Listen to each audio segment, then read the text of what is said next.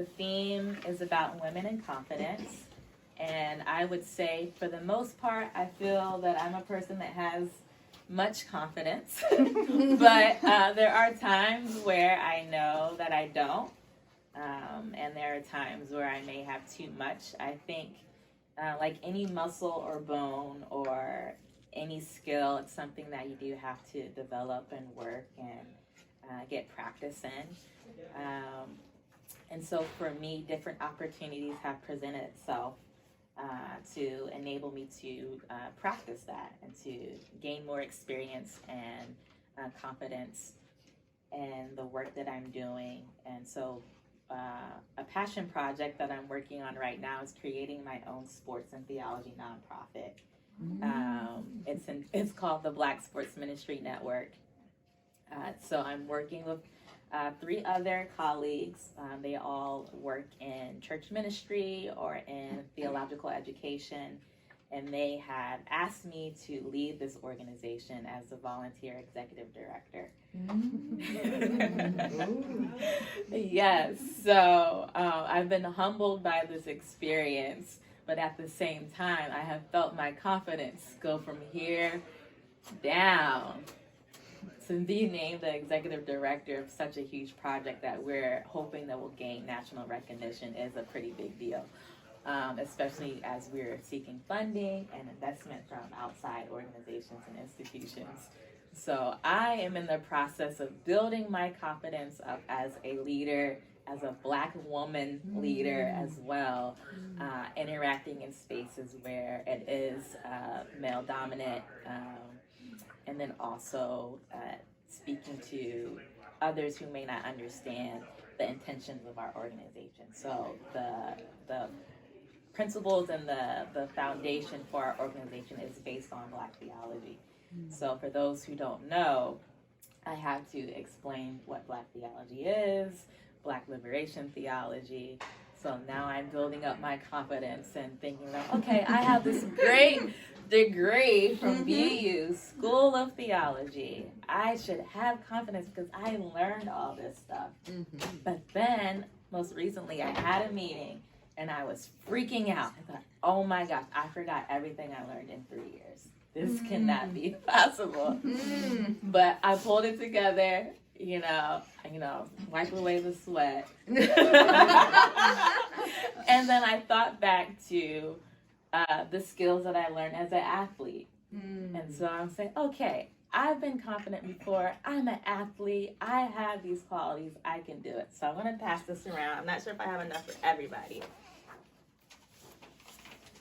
And so I had to think about these qualities.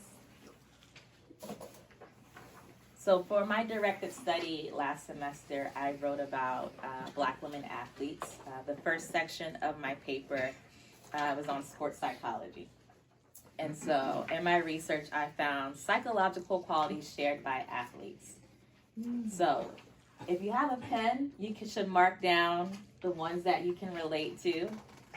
And so in it lists high self-confidence, achievement motivation, team unity, acute awareness of athletic environment, coachability, mental toughness, resilience, strong emotional regulation, commitment, dedication, creativity, coping skills, hope, faith, optimism, concentration, and a hard work ethic. So in that meeting, as I'm like freaking out, I think, okay, I'm an athlete. I know I have confidence. I can do this. So I'm thinking about my commitment, my dedication to this passion that I have. I'm thinking about creativity. I'm thinking about mental toughness. I can get through this. And thinking about the support that I have around me, that my colleagues were in this meeting with me as well. They're supporting me. They're cheering me on. They're rooting for me. So I started to build more confidence in this meeting. And this is a meeting that asks for potential funding. And so if you read down after that table, it says, psychologists Holt and Dunn in their 2004 research of various sports lists the following 4 as the most important: high level of discipline, right commitment, resilience, and confidence. in the book Psychology of Champions, is defined as how sure, how certain athletes are that they have the talent and the ability to be successful. So then I didn't think I would be very successful because I was very nervous in this meeting. But I knew that some other people were there and they had certainty in me. So that built up my confidence. So surround yourself with people that support you and love you and believe in your dreams and your passions. That would be one takeaway I hope that you take from this lecture. And then within the same book, certainty can be measured on a scale of 0 to 10. For example, 100% certainty is the belief that an athlete can make the shot or kick the goal. 0% certainty admits that the athlete is sure they will not make the shot or kick the goal, and it will not result in a goal or point. And so the author goes on to say that in order to build up confidence, athletes get into a rhythm and they repeat different habits and skills. And some of these techniques that they use include imagining what the game might be like, positive self-talk, writing daily goals, relaxation so you don't end up being stressed, thinking about sports-related thoughts, mental preparation, and then evaluation. So as I'm going through this meeting, I'm in my mind, I'm like, okay, scratch out the negative self-talk. You can do this. You've been positioned to do this. You've had outside work experience, professional experience before this, prior to this meeting.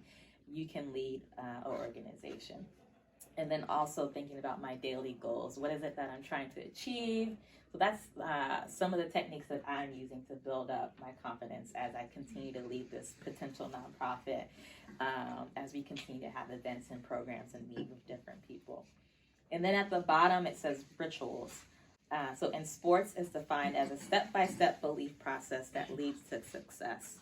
So I'm thinking more about rituals from my own spiritual practices. So praying and meditation, attending Sunday service. I'm Christian. So thinking about all of this kind of helps to build up my own self-confidence as I continue to do the work that I believe God is calling me towards.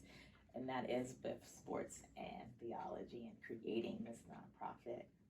So to end with, during this meeting in which we were asking someone to help fund us, this potential funder did say yes. Oh, okay. So after, as you can imagine, I was so relieved, and that has only just skyrocketed my self-confidence. And so we have more meetings to come. And so I know, okay, I can look back at that moment and say, okay, you've done it once, you can do it again. These are some things you can work on. So really thinking about it from an athlete perspective, but also thinking about my own spiritual calling and the gifts that God has given me. So that is my story and lecture. I hope you can take some things away from that.